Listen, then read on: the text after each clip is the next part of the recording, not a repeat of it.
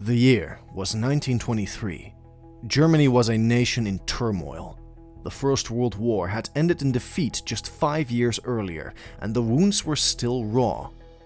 The Versailles Treaty had humiliated the country, stripping away land, colonies, and pride. Inflation had spiraled out of control, reducing the value of the German mark to almost nothing. Workers carried wages home in wheelbarrows only to discover that by evening, bread cost more than they had been paid.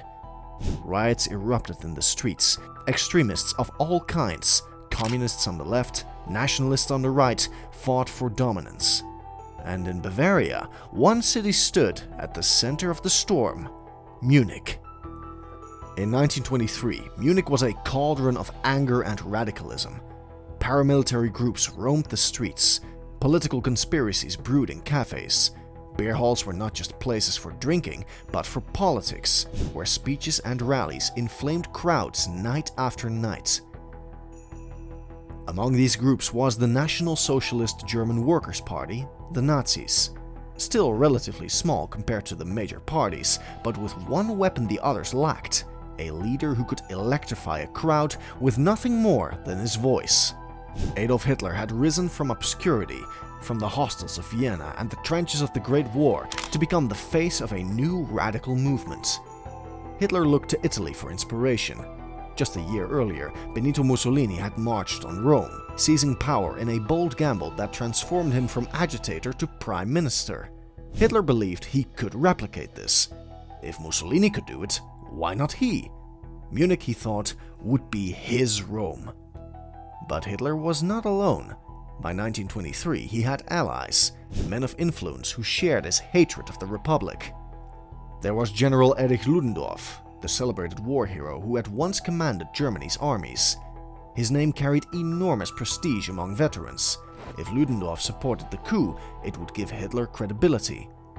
There was Ernst Röhm, a battle-hardened officer who commanded the SA, the brown-shirted stormtroopers who marched through Munich's streets, brawling with communists and intimidating opponents.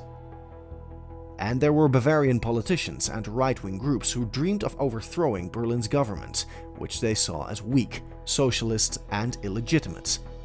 The plan was bold, even reckless. They would seize control of Bavaria, march on Berlin, and topple the Weimar Republic.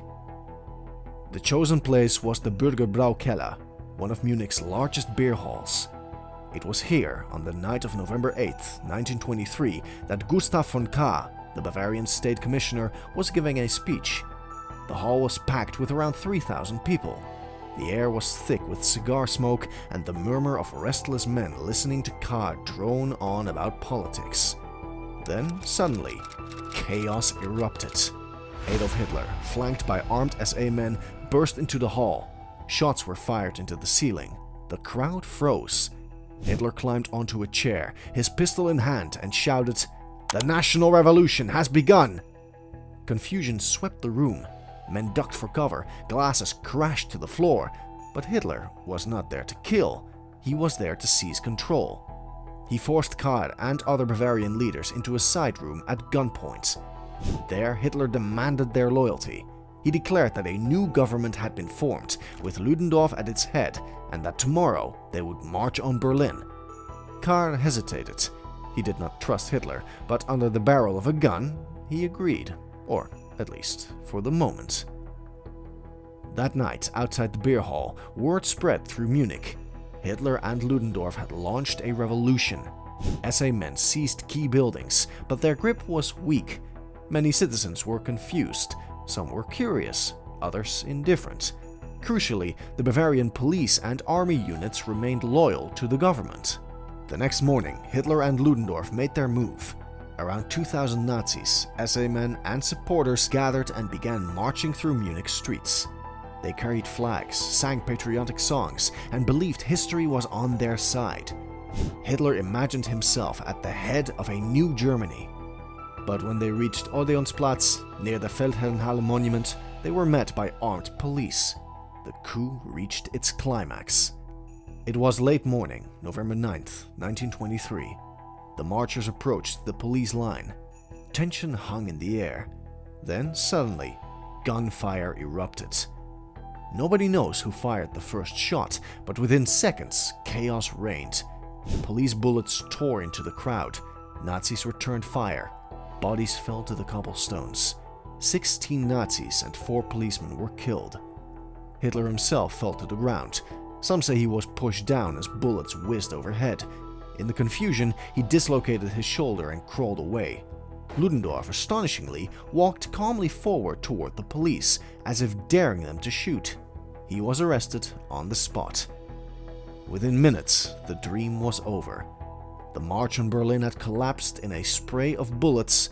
The putsch had failed. In the days that followed, Hitler was captured. Many expected his career to be finished. A failed coup, a trail of dead men, and charges of treason. Surely this was the end.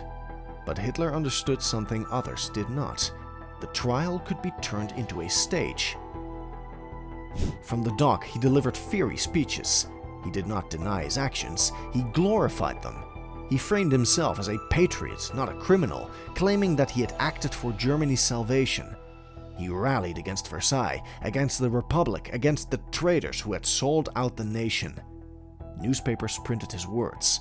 What should have been a condemnation became free publicity. To his followers, Hitler was now a martyr, a man who dared to act when others only talked. The court, surprisingly sympathetic, sentenced him to 5 years, but everyone knew it was lenient. Hitler was sent to Landsberg prison, but it was no ordinary punishment. He was allowed visitors, received fan mail, and enjoyed relative comfort. He was less a prisoner than a guest, and it was here, in his cell, that he dedicated his manifesto, Mein Kampf. The book was part autobiography, part political tract, part prophecy. In it, Hitler laid out his worldview with chilling clarity. His hatred of Jews, his desire for revenge, his belief in racial hierarchy, and his dream of a vast German empire. Few read it seriously at the time, but for Hitler it was both therapy and blueprint. After just 9 months, he was released. The putsch had failed, but Hitler was more famous than ever. The beer hall putsch was a disaster in immediate terms. 16 Nazis were dead. Hitler had been humiliated on the streets, but in the long run, it was not an end. It was a beginning. He had learned an important lesson. Power would not be seized by force. It would be won legally through elections, propaganda, and manipulation of the system. The image of Hitler as a bold revolutionary spread across Germany. To many, he was no longer just an agitator in Munich, he was a national figure. The failure of 1923 planted the seeds of 1933. From a failed coup in a Munich beer hall, Adolf Hitler emerged not broken but emboldened. He had gambled and lost, but in the process he had discovered the path to power. The next decade would see him refine his strategy, building a party, a movement, and eventually a dictatorship. In our next episode, we follow Hitler into prison, where his words became weapons, and his book, Mein Kampf, set out the dark prophecy of what was to come. This was the Gallows Archive.